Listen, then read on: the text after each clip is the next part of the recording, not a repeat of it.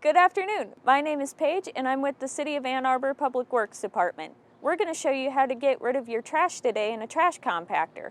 The first thing to know is that you need the code to open and operate it. If you don't know it, it may be on the compactor flyer in your business, or ask your manager. Follow me.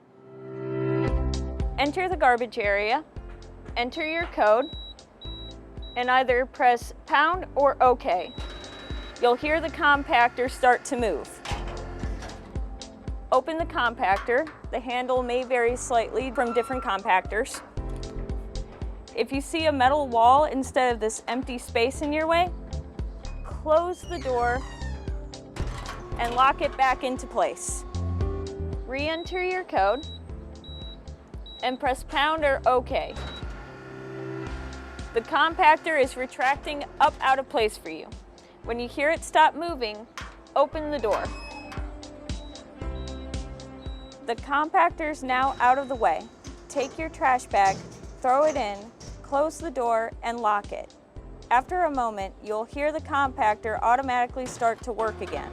It is now compacting your trash. Once it has stopped moving, you're done.